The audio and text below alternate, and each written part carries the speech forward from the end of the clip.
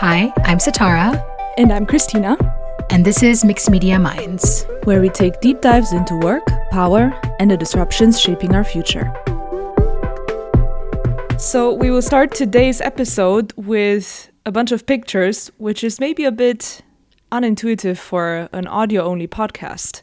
But I am sure Sitara will do an amazing job describing these. So Sitara, I will go ahead and send you the first picture, and I would kindly ask you to look at that very non-violent communication coming through.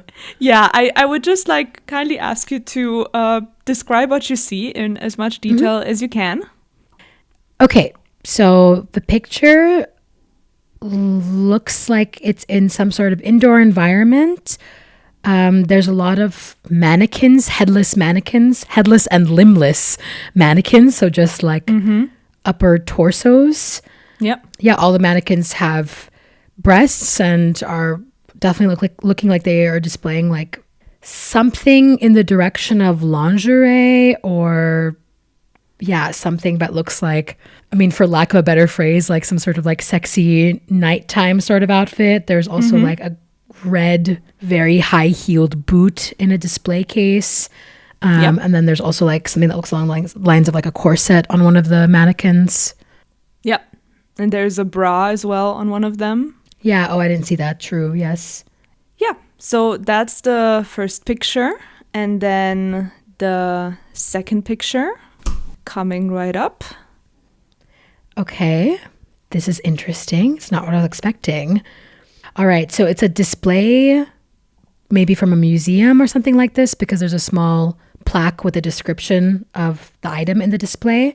It says abgelaufene Hodenpass, in English, expired whore ID, dated 2022. And basically the description is that it's a expired health card. And then there's a small plastic card that's actually on display.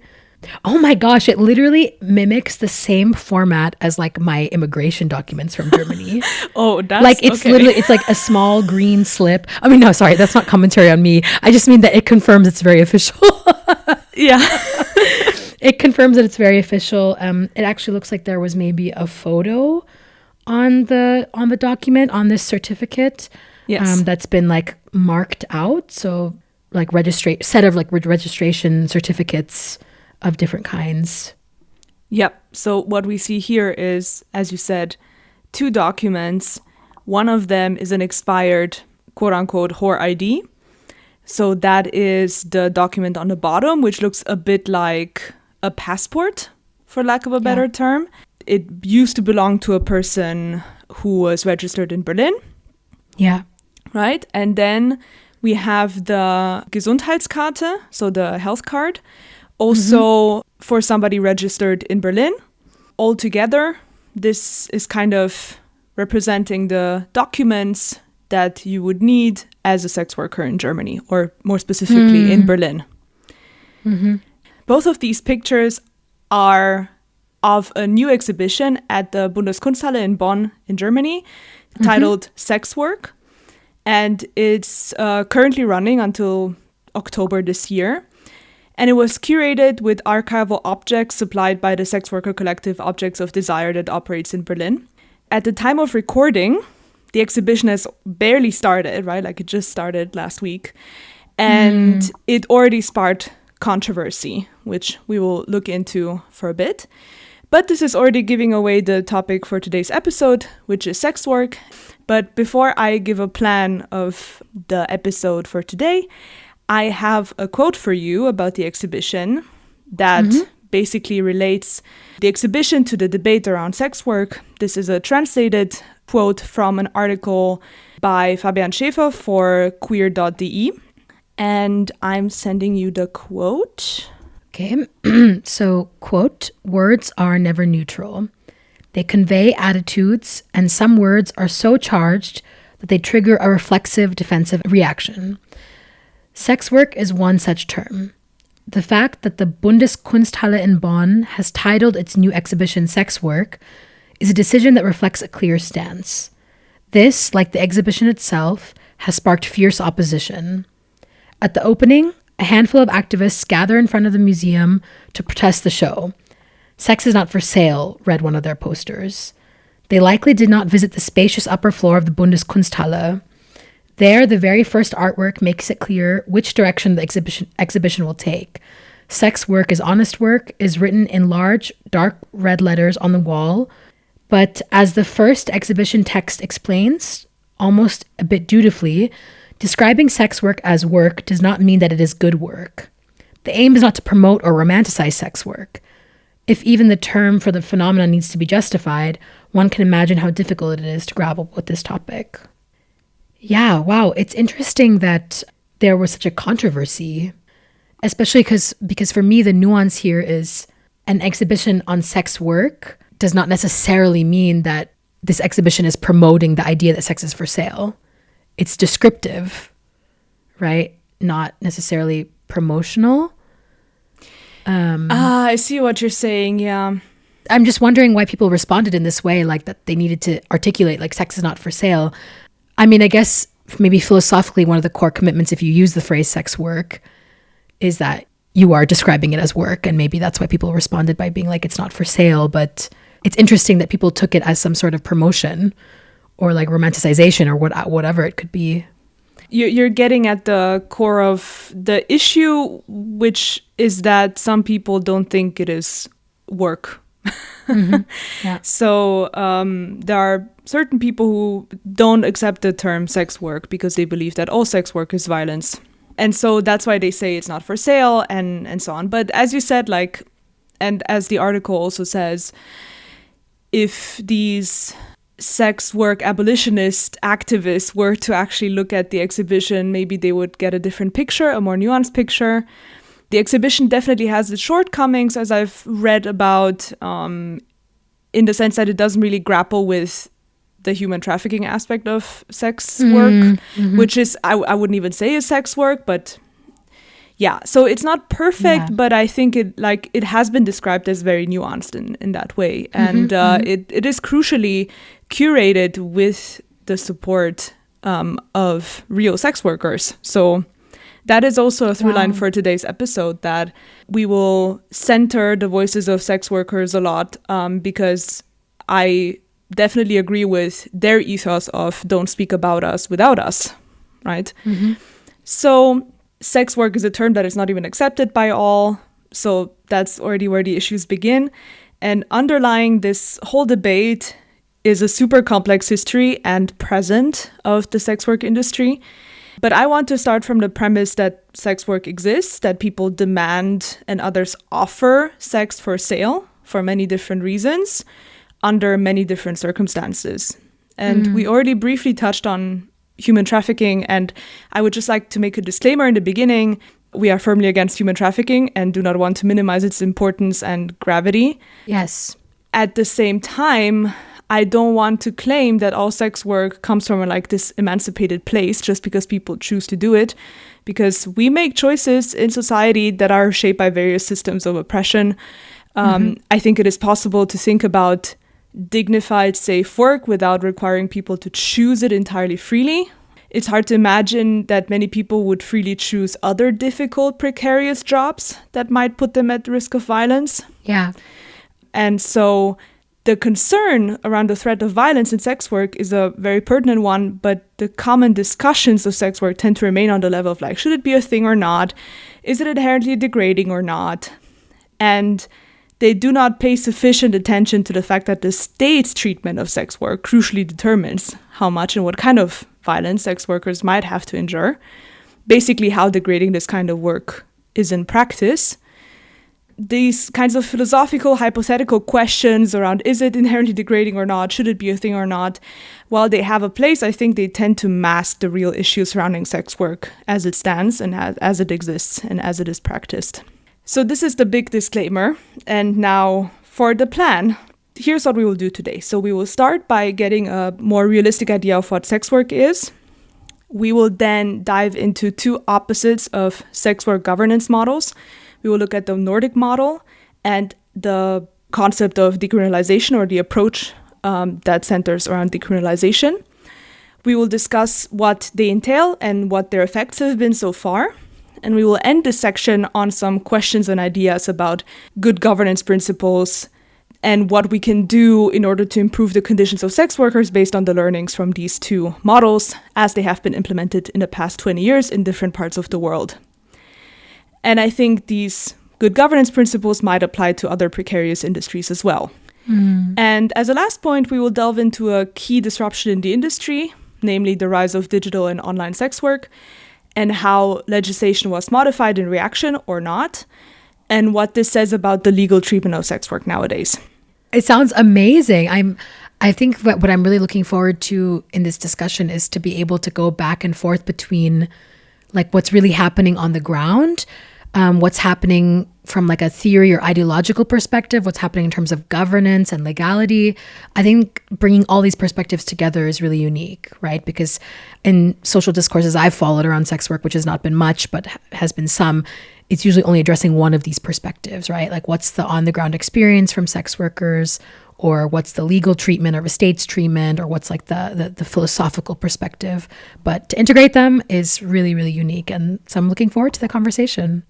Me too. Okay, so we have used the term sex work, but we haven't clarified it yet. And I would say, like with the term pornography, I get the sense that many people invoke the I know it when I see it kind of logic when it comes to defining it. But it is actually important to get an accurate idea of what we're talking about here. So I would like us to start with a stereotypical definition. So, Sitara, what would you say is a stereotypical or mainstream definition of sex work? I mean, it's hard to imagine what the mainstream or the average person thinks it is, but let's just try. Yeah. And crucially, who are the people involved and where does this all take place? Okay. So very rudimentary, basic insight. So for me, my understanding is usually there's some sort of soliciting party. So I guess in retail terms, something along the lines of like a customer or someone who's soliciting the service, who is looking for some sort of like sexual gratification in whatever form that may be from a sex worker, so somebody who provides that service. And yeah, like the act or the exchange of this, again, hate to use these economic terms, but the act of exchanging this service in exchange for money or some sort of good in return is how I would basically very broadly define sex work. How I imagine or like how I've seen this kind of industry sort of actually playing out in the real world, I have to admit that usually it's taking place on sort of like the shadow sides of society, if that makes sense. It's not something that's like super, at least in my experience, super visible in highly trafficked areas of a city. It's usually something that you would find, or like people who are providing this kind of service or sex workers, like you'd usually find concentrations of them maybe like in certain parts of the city that are like designated or known for this, that are not areas that are necessarily the most popular areas. Like if I think about Amsterdam, of course, there's a very popular red light district that is integrated into the city to a degree, but it's still almost like its own sightseeing phenomenon. Like people go there to, which I find very problematic, but notes aside, right? Like usually, at least even in the city, if I think of that I'm living in right now, it's in the city, but it's like, you know, it's very much in the shadowy sides, the sides that people don't see so often, the sides that you can avoid if you have the privilege to do so, right? Yeah. So yeah. Okay. And when I asked like who are the people involved, I don't mean just client and sex worker, but like, what do they look like? What are their identities maybe?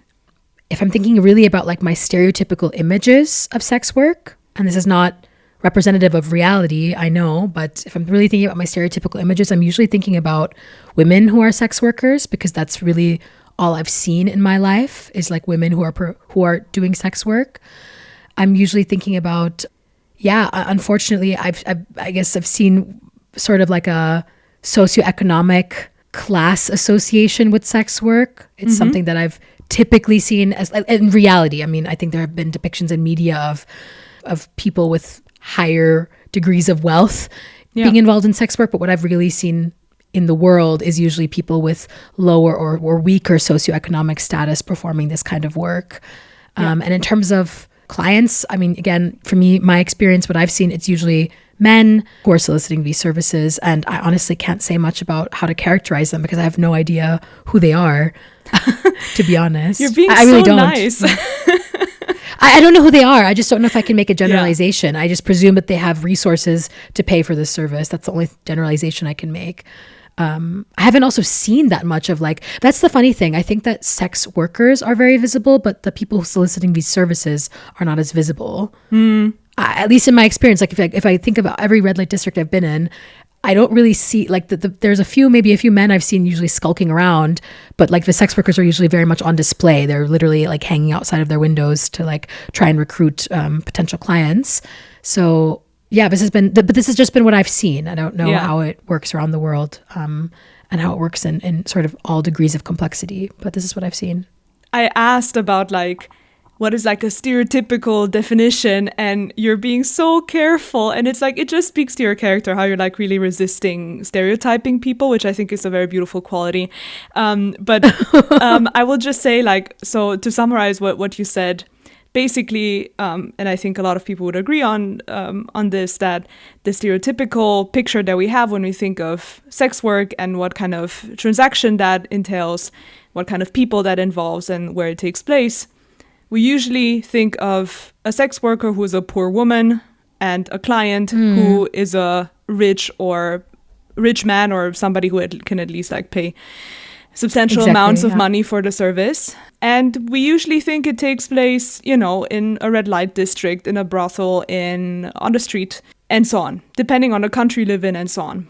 I think, you know, in Germany, obviously, we have the model of legalization, so we might have a different view of sex work and where it takes place compared to somebody from the US, who you are, where it is criminalized in most states. So, this is what I wanted to get at. So this picture that we have of the poor woman and the rich man, and this kind of divide and difference between them. In actuality, and you've already said this in your answer, it is much more complex indeed.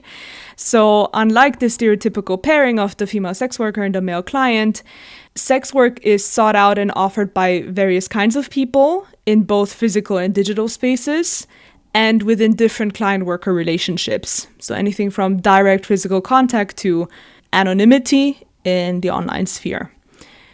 If we look at some official definitions from the Global Network of Sex Work Projects, we can establish that sex work is the consensual provision of sexual services between adults, which takes many forms and varies between and within countries and communities. Sex work may vary in the degree to which it is formal or organized, and it includes the exchange of sexual services for money, goods, or reward, either regularly or occasionally. Sex workers are the people who offer those services. They include female, male, trans, and gender diverse adults.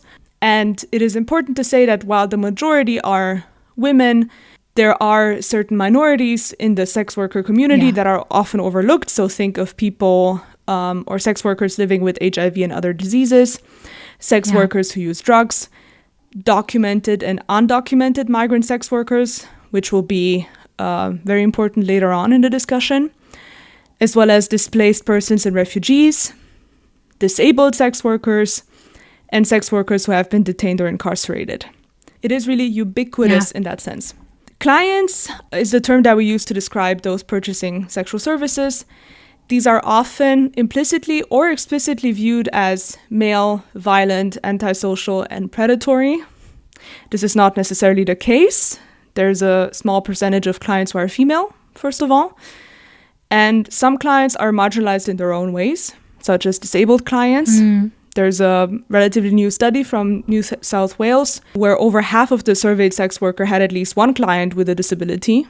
These can be it can be physical disabilities, it can be mental, psychological disabilities, all kinds of things. The motivations for seeking out sexual services are varied and not always malignant.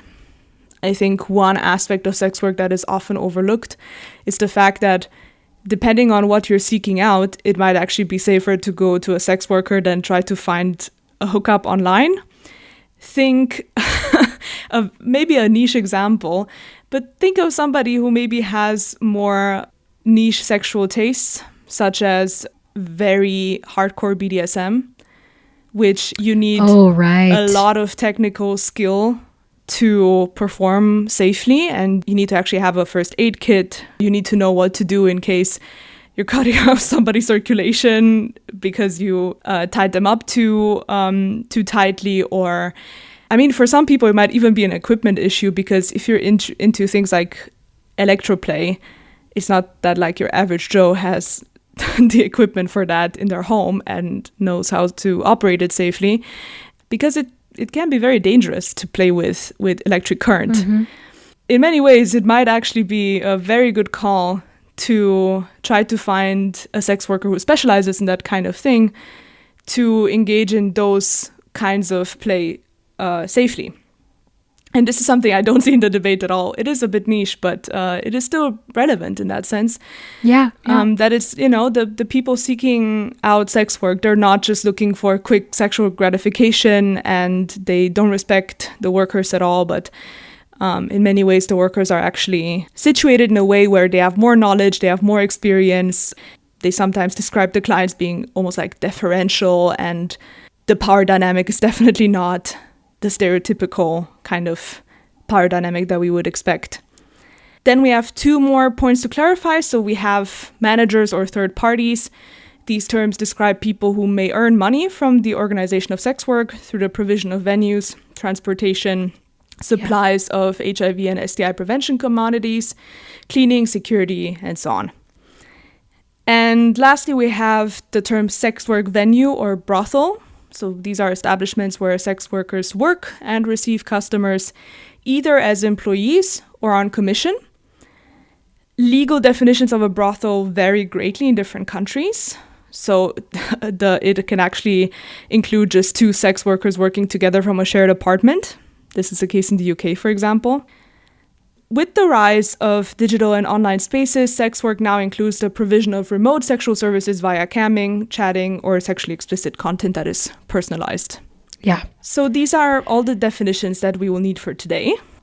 And I found that very important to get out of the way, because there's a lot of terminology around sex work that is really outdated and that is rejected by the sex worker community. So these are the terms that we will be using. I also really appreciate that we've clarified sort of the environmental context in which this is taking place. For example, really being explicit about like I guess the facility, like a brothel or whatever, that is actually sort of the management entity under which services like this could take place.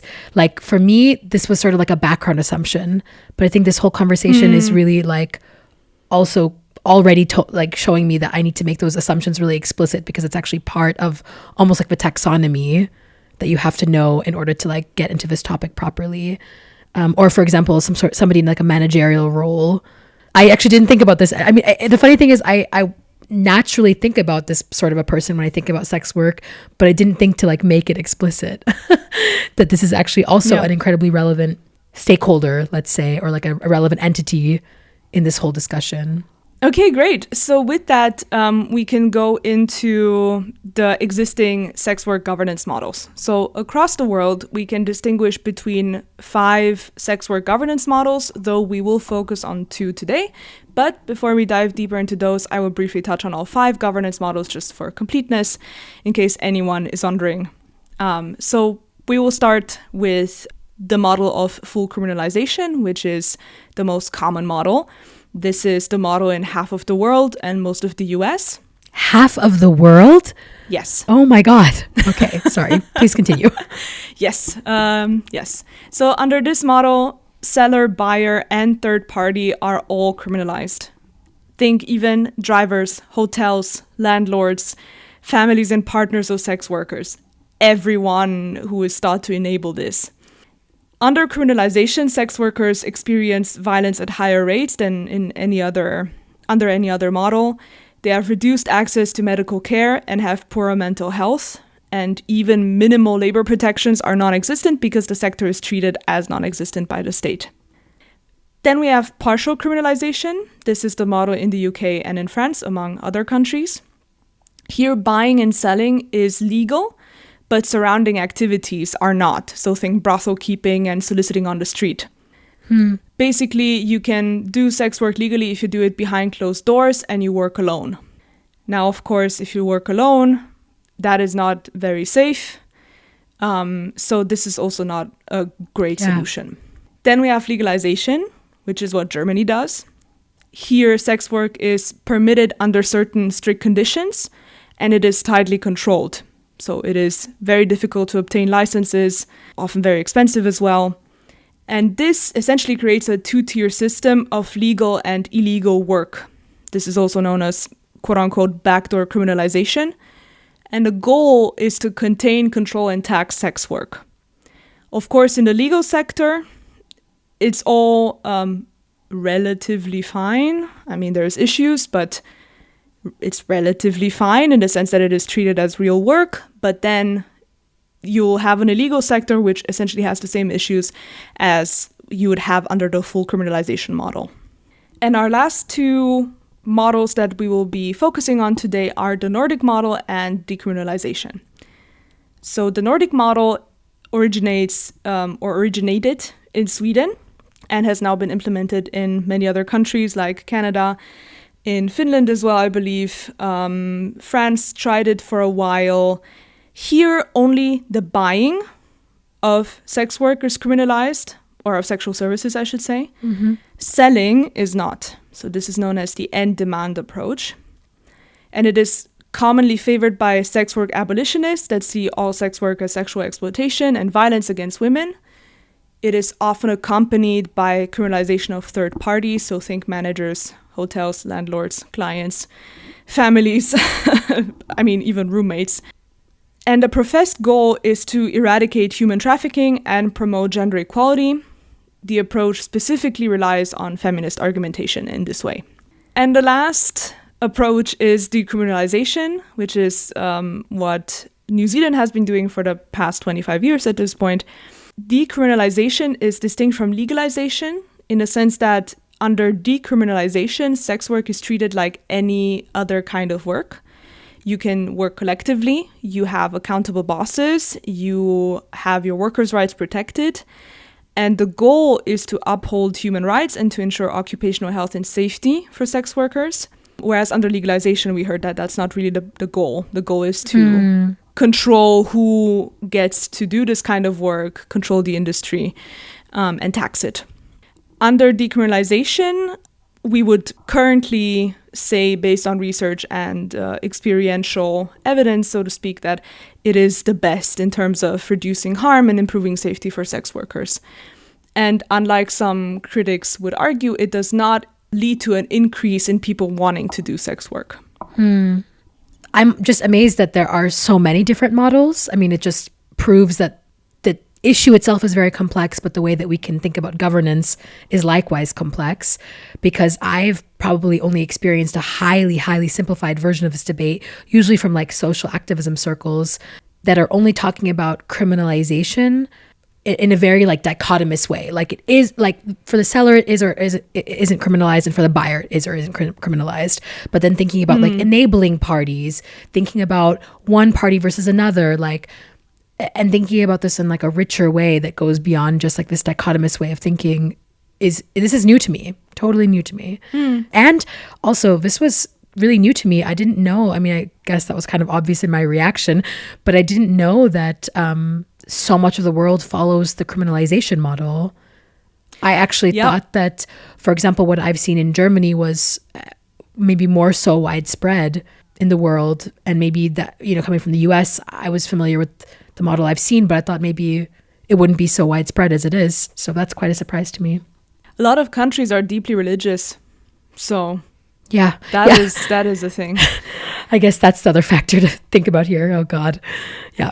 Certainly before researching this episode, I also did not know the minutiae of the different governance models. And I certainly thought that the Nordic model was better than it actually is. And we will get into it. Yeah, I'm curious what the criticisms are. Yeah.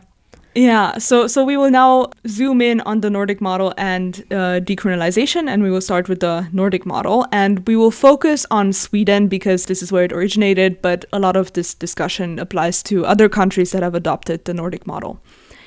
So the Nordic model was originally established in Sweden, as I said, in 1999 through the law on the prohibition of the purchase of sexual services. The idea is that anyone who buys or facilitates sex work is considered a criminal. Selling sex is not, as we've established. The purpose is really to dry out the demand and to incentivize sex workers to then find alternative employment. But it is also to send a symbolic message against the commodification of women. Someone who pays or offers to pay for sex in Sweden risks imprisonment of up to 1 year. It used to be half a year to a year, and you could also pay a fine in the beginning. They modified that. The fine is no longer an option. You have to go to prison. Anyone who is considered to assist a sex worker in any way, even if they do not accept compensation for it, puts themselves at risk.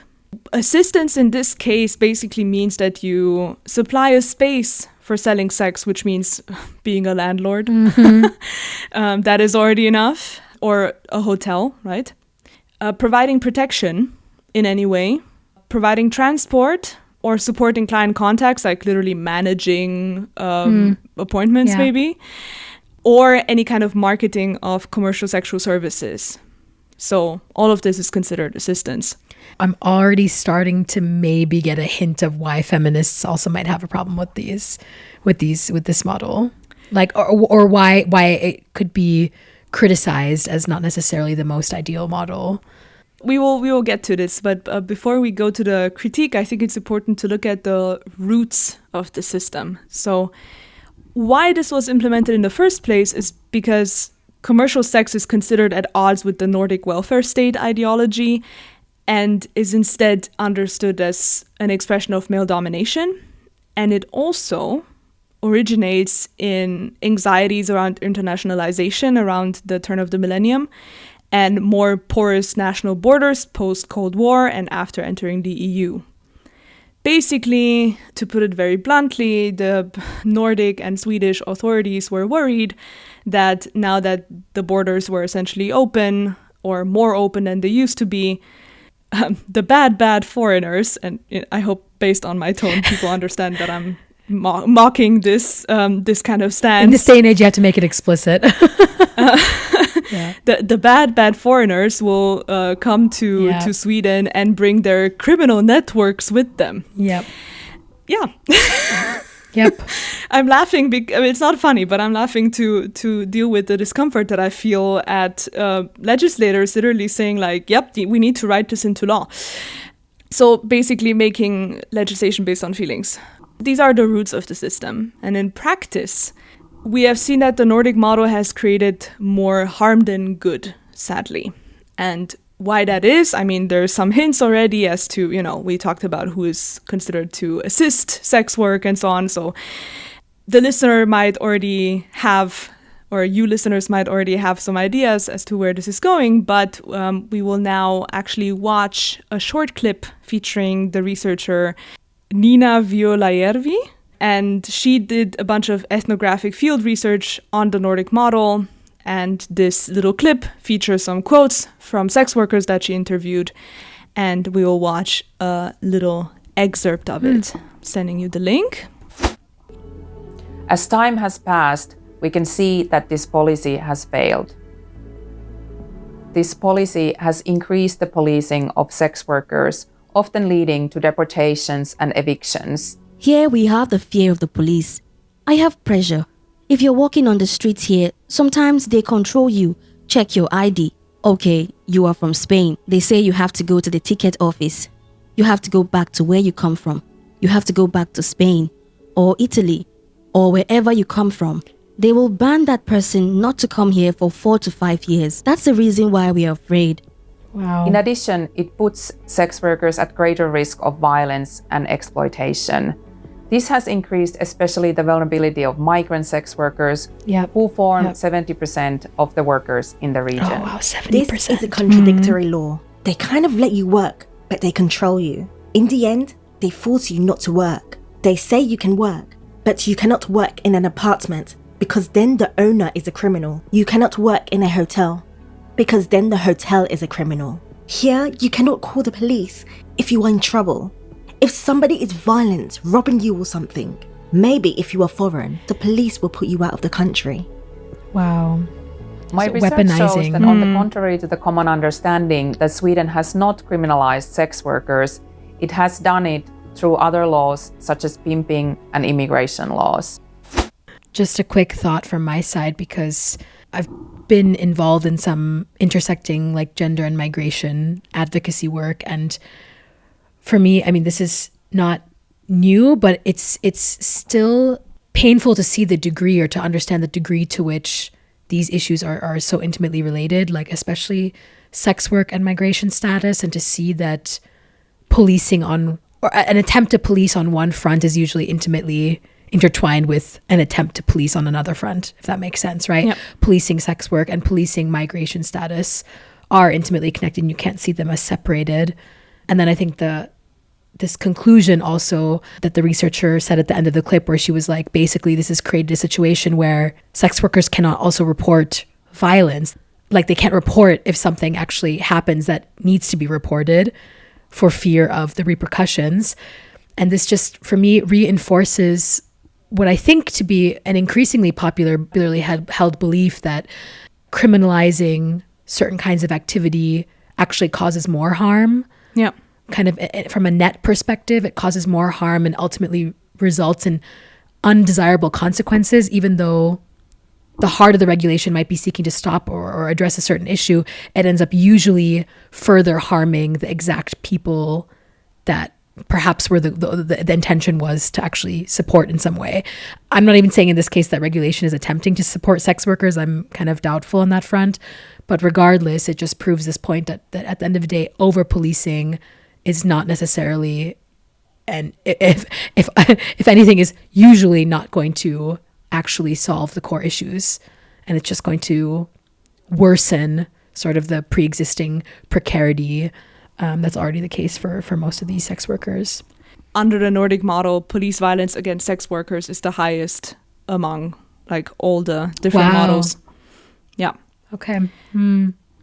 So we see a lot of issues here, right? So I think in the video, we definitely saw this point of like the issue around criminalizing third parties, the fact that even though you don't criminalize the sex worker themselves, they still in effect cannot work. Yeah. And that is the intended effect of the policy. But then the problem is that for migrant workers, it's not the case that they are getting offered other opportunities in other industries, but they are getting deported. Yes. If you, for some reason, cannot keep working, in many ways it can be even worse because you might rely on that money. Yeah. There is this TED Talk by that I actually have in the sources for this episode by Juno, a sex worker and activist from the UK, who said it very beautifully when she said, like, is it when people say, oh, sex work is degrading? And she said, like, well, is it more degrading than going hungry or seeing your family go hungry because you cannot put food on the table? What I see the Nordic model attempting to do is basically dry out the industry by like choking or like, you know what I mean? Like basically stopping or clogging, let's say, all of the surrounding parties. So like criminalizing the environment, criminalizing anyone who's affiliated with this work in any way to any degree. But the problem is that this also in isolation without any sort of real any sort of real pathway towards other forms of work or other forms of dealing with like these sort of precarious conditions. Like if there's no systematic alternative present and you're basically drying out, access to, like literal resources and literal livelihood.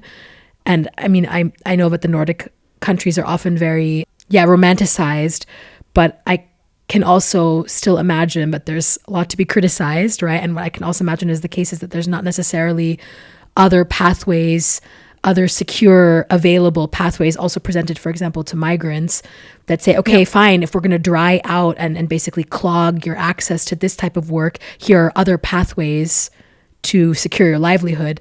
If that's not provided, then this whole model obviously fails. I mean, it probably fails regardless, but I don't think you can see it in isolation. Yeah. For the people working in the sex work industry, what has essentially happened is that they are much more unsafe at work now. So if you think about the fact that if you seek out sex work as a potential client, you could go to prison for up to a year. So you're risking that. Who are the people who are going to risk that? It's not going to be the quote-unquote good clients, because those people fear the law. They would probably then not seek you out as a sex worker, whereas, you know, it's a bit like a market for lemons. You only have the bad clients left. What ends up happening is that especially those clients will want to stay anonymous because they don't want to be reported to the police. So you will not have any way to trace them or have any contact information or any like a name or anything to actually report them in case you have any issues with them. They often rush transactions and negotiations because they don't want to get caught on the street talking to a sex worker by the police, for example. This gives the sex workers less time to gauge whether the client is safe. Right? Like they just have to like get in the car with him. Make and the transaction like, sort of fast. Yeah. Or like the decision to transact faster. Yeah. Wow. And in general, public opinion polls show that in Sweden, stigma against sex workers is much more widespread now after the legislation than it was before. This also leads to sex workers being excluded from unions because other people don't want to have them in their unions. So they essentially have no chance to defend their rights as workers. We see that the Nordic model is fundamentally misguided because it is based on an image of sex work that is not what real sex work is. It is conflated with human trafficking, and it is just assumed that sex work is always bad and that sex workers are always women in need of saving. They are always victims. Though there is almost no, I would say actually just no room for migrant women in this picture. In fact, I would even say the whole thing is written so that migrant women can be basically deported easily, or migrant sex workers. Every client is a deviant, violent man under this model, and that is also just a harmful, unrealistic picture. It does more harm than good under the banner of gender equality. So now that we talked about the Nordic model, we will now talk about decriminalization, which is the approach in New Zealand. So New Zealand adopted the Prostitution Reform Act in 2003, and this law was written in collaboration with the New Zealand Prostitutes Collective and had the effect of decriminalizing the sex work sector while establishing protections for sex workers. Crucially, these entail giving or refusing consent to sex, insisting on safer sex practices, though every sex worker is obliged to practice safe sex. It entails being paid what you agreed on with clients and third parties, and it also entails not being bullied or harassed. It is shocking that these things are not a given anywhere else. Just goes to show how low the bar is. Yeah. If you are an employee at a business or brothel in New Zealand, you are additionally protected by the Employment Relations Act and the Holidays Act, which affords sex workers the right to at least minimum wage, to take regular rest and meal breaks, as well as paid annual leave, public holidays, sick leave, and bereavement leave, with employers having to supply all the equipment needed for work and being obliged to stick to regular procedures when they wish to terminate an employee. If an employer does not respect an employee's rights, the employee has the right to complain. Working together with up to 3 other sex workers in a quote-unquote small owner-operated brothel is possible without a license. You need a license for a bigger brothel, but otherwise you do not have to work in isolation, and there are no institutional barriers to doing so in small groups. Those who want to leave the sex work industry receive immediate financial support, which is not the case for any other employees, so to speak. The effects have been mostly positive. 86% of street workers in New Zealand feel like the law protects their rights, and the work itself is much safer now. However, the system is not perfect, and does not address everyone who is a stakeholder. Crucially, holders of temporary visas are banned from sex work. It means that migrants risk deportation if they get caught engaging in sex work. So once again, we have the immigration issue. And the stigma surrounding sex work is still there, with society still holding this kind of work against people and weaponizing their work in custody cases, for example. So people losing their children because they did sex work in their life.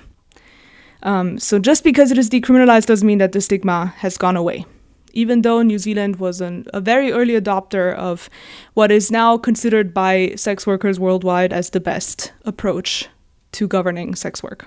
Mm-hmm. So here we see a counterexample. On the one hand, we had the Nordic model, which was once touted as the solution to human trafficking and violence. And in fact, the Swedish government is still trying to push that message down our throats. Yeah. Mm-hmm. But we've seen that the Nordic model has created a lot of harm for sex workers, especially migrants. And we have also seen now in the past 20 years that decriminalization can be very successful. So from contrasting these two cases alone, we could probably learn so much about good governance and the right kind of regulation or deregulation. Questions that come up for me here, for example, are what can we learn when we center workers' perspectives in designing labor law, and what happens when we fail to do that? It made me also think about how can we ensure that policy, and in this case, labor law, pays attention to multiple layers of marginalization and intersectional aspects of justice. Yes. And in the same vein, like how can we make sure that when we modify a law or we know there's a new legislation, how can we make sure that we look at how it intersects with the existing law, such as both New Zealand and Sweden, the intersection of sex work governance and immigration law. In both these cases, these are still gaps to be, I mean, in Sweden, I believe, like based on the origins of their whole idea around how to govern sex work, that they will not fill that gap. It's against their philosophy. They don't want migrants. Yeah. Whereas in New Zealand, I'm not sure. It doesn't seem like necessarily. I would hope that in New Zealand, at least, we would see that addressed in the near future. Yeah. But I think this is also proof that you can't. I mean, this also comes back down to like what we were talking about in the beginning when you were asking me about like the images that I have in my mind in when it comes to like sex work or like the sort of key actors. You can't understand the entities in this context, right? Like sex workers and a soliciting client and all the other relevant entities. You can't assume or imagine them as like monolithic. You have to understand the kind of heterogeneous nature and the very intersecting layers of like how these groups are comprised before you can think about how to address these topics in legislation. That's I feel like a big issue is that I've seen at least is that sex work is often only treated as a gender issue. Yeah. And not treated as an intersectional issue, intersecting like with all the other layers of marginalization you mentioned at the beginning of the episode. So I think I think the decriminalization model is just starting to hint at that when we look at like the repercussions. Absolutely. I think it's like it's a big question about like how we can ensure or at least work towards policymakers resisting these like stereotypical oversimplified images and narratives. Yes. I don't know if it's education that we would need around the topic. I mean, sure, certainly. But I also wonder like how much of it is intentional. I don't want to paint a picture of the state as always malignant, but I also don't believe in the state always being beneficial and having the best interest of the people living in that state in mind, right? I think it's a complicated picture once again, where probably there are certain narratives and ideologies that the people making laws have internalized and have probably not reflected on them. And so we just perpetuate these systems of oppression over and over. Yeah. So I think just from looking at the last 20 years of how the Nordic model versus decriminalization have worked out, and now I think what I'd like to go into is a key disruption in the sector, which was basically the emergence of digital and online spaces. Here we will see whether the learnings of the past 20 years from these two opposing models have been applied or not. So a key change in the sex work industry that started slowly in the 90s and has been in full force since around the mid-2010s is that sex work is nowadays also practiced via digital spaces, and workers and potential clients also increasingly interact on social media. On the one hand, we now have so-called location-based platform sex work, where an online platform acts as an intermediary for advertising or facilitation. Think of what Craigslist used to be, if you know that. Yeah. This has existed for over 20 years. Now Craigslist doesn't really work for that anymore, but you get the idea. On the other hand, there is what we would call remote platform sex work, where interactions and transactions take place on an online platform, such as OnlyFans, which most people would know. This is for subscriptions to certain sexually explicit content, and webcamming platforms such as StreamMate. While webcamming already existed in the 90s, it's only been in the past 5 to 10 years that something like a subscription service like OnlyFans became so popular. What I would also add in there, which the research so far and all the articles that I've looked into have kind of neglected, which I understand might not be considered sex work, but I would definitely add audio erotica in there, because it is selling a sexual service at the end of the day. It is. Yeah. Some people would say that it is not considered sex work. Some people think it is. It is a gray area, but I would definitely say the emergence of audio erotica subscription services like Quinn, or in Germany there's also Femtasy, would be considered in this realm. The digital age has afforded workers in many ways greater freedom, but also has created new harms. So I would like to ask you, Sitara, if you have any intuitions as to what these new freedoms versus these new harms might be. What immediately comes to mind is like the ability for, some sort of like malicious actor, whether it be a client or otherwise, to use material that's like online in any way, in an exploitative way, or in a way that's like not consensual. So to be able to download images without consent, to be able to access images without, or whatever it may be, videos or whatever, without consent, and then to redistribute them or to use them for any other sort of harmful purpose like blackmail or extortion or whatever. Something I can imagine just in theory as a potential positive or sort of beneficial, let's say, aspect of this new introduction of sort of like this new domain for sex work is that people can also actually share explicit material without revealing identity. I think this can be, to a degree, liberatory if you can, make a livelihood or earn some income off of whatever you're able to put on the internet without necessarily having to be in a directly physically dangerous position. That doesn't mean that this isn't dangerous in its own way or precarious in its own way, but you're not necessarily in a spot where, or in a position where there's like a real risk of like physical harm in the moment. You can produce something theoretically from the comfort of your own home, from a space that you feel safe in. I mean, this is just also from what I know from, for example, people who do OnlyFans, that they can do this from their homes and they're not sharing their identities. But that's not to say that that's always going to be the case, right? There can be ways of revealing identity without meaning to. I think that also hints at other types of like vulnerability, like I think you have to be also very hyper attentive to how you show up in online spaces when you do this kind of work, because maybe your face is not present, but maybe other aspects of your identity are out there that also in some way put you at risk of harm in some way. Or others around you. So those are just some immediate intuitions. That's pretty good already. I think this whole point of like you can produce content from the comfort of your own home is huge for many people.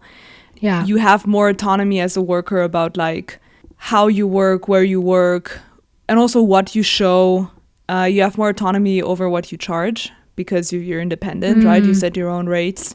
You get essentially a new market with new potential clients, because I think it definitely attracts a different kind of crowd that usually wouldn't necessarily look for sexual services in like physically, but online they would, right? So it's a different kind of client. Yeah. And also geographically, right? Like I think that you're not as presumably if you're a sex worker, you're operating within a certain radius, right, of wherever your home is. Yeah. I think then if you're producing content online in any way, you're able to access clients, I mean, from all over the globe. I mean, if there's no geographical limit anymore. Whether that's a benefit or not, I'm not sure I can say, but I think from like a livelihood and resources and income standpoint, it is. Yeah. It is a bit of a double-edged sword, and we will talk about that, but it can be seen as a freedom. It's you essentially have access to like the whole world. The whole world could be your client. It's a new kind of work because you don't engage physically with the client, so this reduces your risk of STIs and HIV. Exactly. So that is a huge point. You can, in the case that you still do physical sex work, but you market your services online, you actually can vet clients via chat. You can talk to them first, discuss boundaries and so on, suss out the vibe, as the kids would say. I feel so cringe. Yeah. One thing that I've heard sex workers say is that they build community online with other sex workers. They can discuss dangerous clients. They have groups on social media where they're like, this client is dangerous, whatever, don't engage with him. They can self-organize, which is really important. With the new harms that have emerged, I think you've basically explained most of them. Some more harms that I would add here is that pay variability can be a huge issue. So your subscription numbers could vary if you're on a platform like OnlyFans. The cost of doing sex work online is relatively high based on what I've read. Apparently can be like on average 25% of like what you make. And then the next thing is that the platforms actually take a relatively large commission, up to 70% of all earnings in some cases. So you're kind of at the mercy of the platform. Yeah. The terms of service of the platforms can change. Your content can be stolen.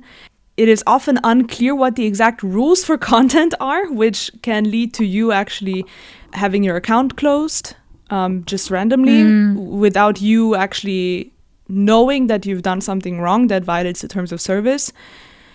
And we talked about safety online. It is unclear how personal data is handled and who has access to it. Yeah. The platforms are just very non-transparent about it. And that's a huge issue for the creators. Yeah.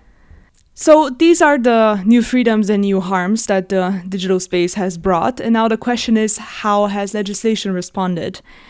As of 2025, if we're looking to Sweden again, Sweden has actually outlawed the purchase of personalized digital sex content, such as, for example, custom OnlyFans clips and camming. And this basically expands the Nordic model into the digital sphere. They have established that physical contact between buyer and seller is no longer necessary for criminal liability. Crucially, you can pay to subscribe to an OnlyFans account. You can watch porn, but you cannot personally interact with an online sex worker via a live stream or pay for personalized content from them in any way. Okay. So basically, you can watch porn made by big studios that probably have atrocious labor practices for free online, but you cannot purchase something from an independent worker. That's so crazy to me. Yes.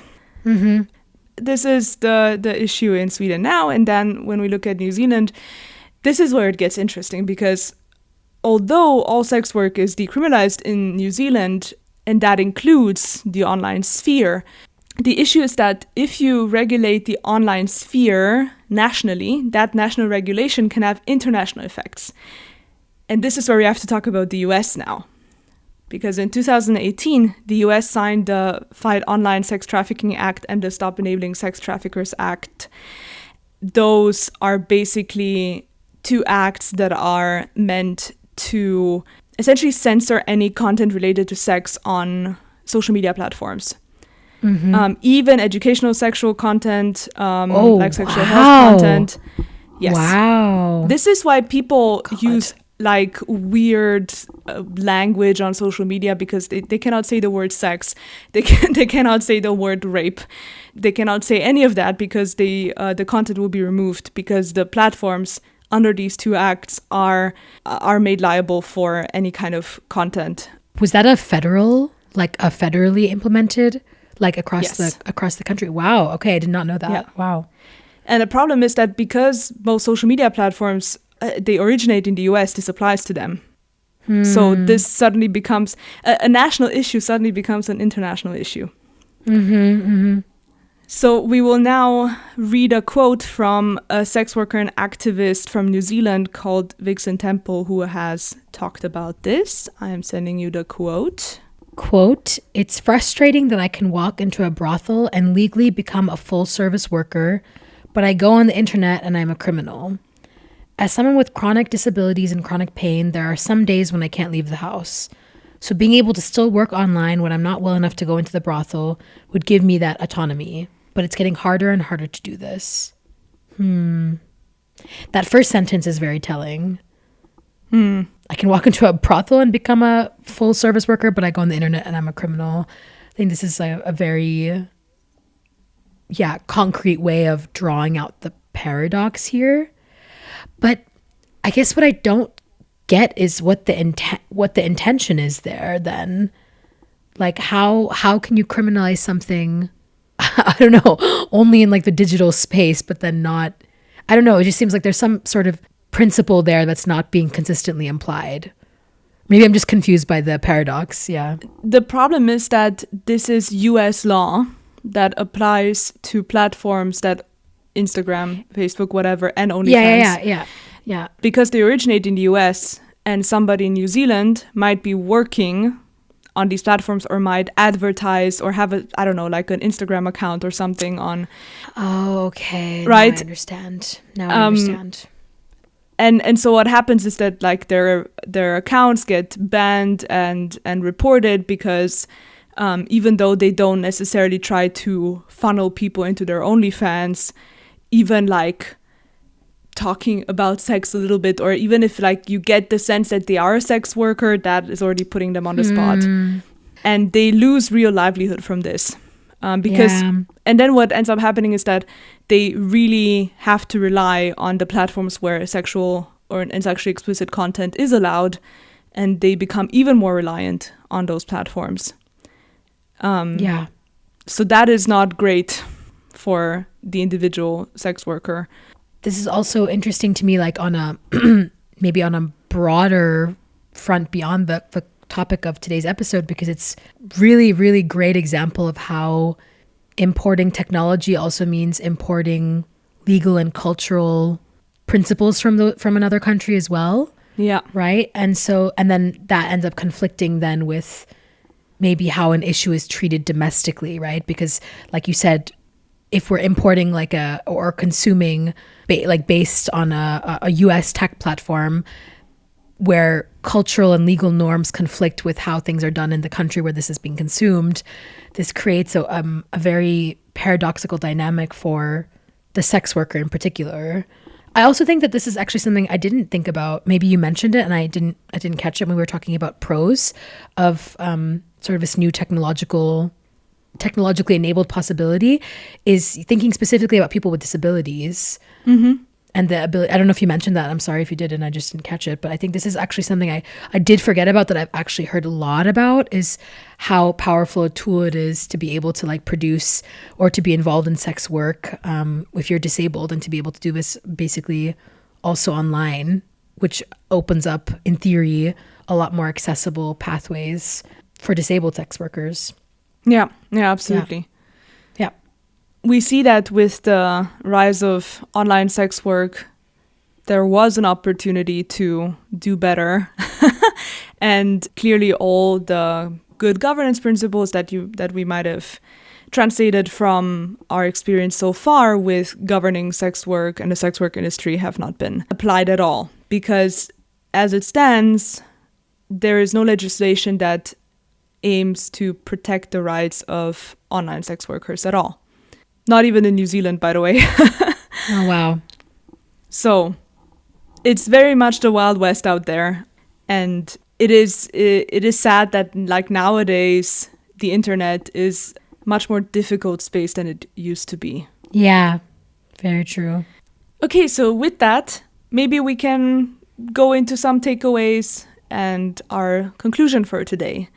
I think we've seen very well today that if sex work is not understood as work but as violence, then it will once again never be like afforded the kind of treatment that other labor does with all its worker rights and protections. And instead, the state kind of assumes that sex workers are victims in every case and they are in need of saving, which is deeply patronizing. And this is what the Nordic model assumes. It makes gross oversimplifications and essentially hurts those who are the most marginalized.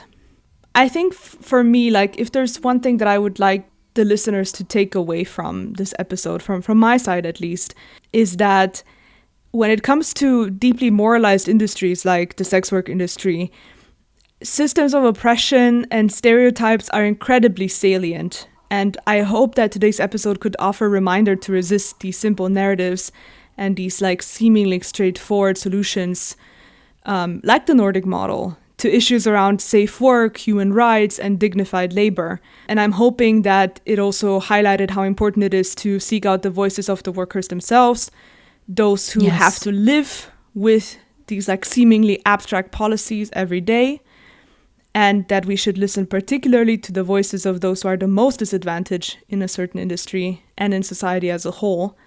Essentially, I would like to echo what sex workers have said during protests already and keep saying that there should be no legislation about them without them sitting at the table, having a say in what that legislation entails. And that should apply to every industry, no matter how immoral or contentious we think it is, because work is work at the end of the day. I think for me, there's so many takeaways, so many, but I think some of the ones that are really standing out to me are understanding and treating the people involved in these sort of discussions and these sort of topics as complex humans with multiple layers of identity that have to be factored into how we think of these topics on a social discourse level, but also how we think about them from a legal perspective. So that discussion about intersectionality and understanding all the overlapping social issues that also intersect with sex work is absolutely crucial in order to deal with any one of these issues on their own. In fact, I don't even know if there's a way to deal with one on their own. Yeah. But if we're thinking about sex work legislation, we have to think about immigration legislation, for example. I think another takeaway that has honestly been, for me, like resounding theme that keeps coming up, or that kept coming up, was we really need to step away, or at least critically rethink the impulse to criminalize or punish in these sort of contexts, especially in around a topic like sex work, because I think that historically this has been the impulse. When we want to regulate something, the first impulse is to criminalize and punish one party, whether it be the provider, whether it be the solicitor or the client. And I think that this whole discussion, proved that there are different ways of doing this, so we can afford to be more imaginative with how we really deal with the underlying issues, and B, that, these punitive approaches are really not achieving anything for the group that that these issues are concerning, right? You said we can't design solutions or talk about these issues and about sex workers without them being at the table, them having a central seat in this conversation. And I think the fact that there are models out there that have such resounding success, or at least higher levels of success and positive feedback from sex workers, is a sign that there are better ways of doing things and better ways of imagining solutions to these underlying issues than just criminalizing. So I think that that's sort of my takeaway, is honestly to think about these things in a more imaginative way, and then translating that hopefully into ways we think about governance. Yeah. I think what bugs me about the whole thing is that you really, like, once you start getting into this topic, you really start wondering, a solution for whom? Because very few of the suggested solutions are actually for the people they say they are protecting. Exactly. And I think just the research alone on this episode has really changed my opinion of the Nordic model, because I also for like I had consumed content around this, and like I'm interested in this topic clearly, and I still had this idea that like, oh, but like in principle the Nordic model is probably like a good idea and like a feminist thing to do, right? Like don't punish the seller, punish the buyer. Like that sounds intuitively right. And then you just start noticing how it was never meant to help the sex workers to begin with, because the solution is not aimed at them. It serves an ideology and not the people. Yeah. And that's what bothers me. Exactly. And feminism, some would say, is an ideology, but I would say that feminism, or true feminism, always tries to serve the people. It's very praxis-oriented, yeah. Or it should be. Yeah. So I'm hoping that you, the listener, were able to take away a little bit of nuance when it comes to all of these different ways of governing sex work. And I hope you've learned something new today. Share your main takeaway with us in the comments. We would love to hear from you. And so with that, we will wrap up here, and we will talk to you very soon. Bye-bye. Bye, guys. You and I have already had, some ideas, or have already talked about some ideas of how to actually think about this issue in a more thoughtful way. Thinking more thoughtfully. Ugh.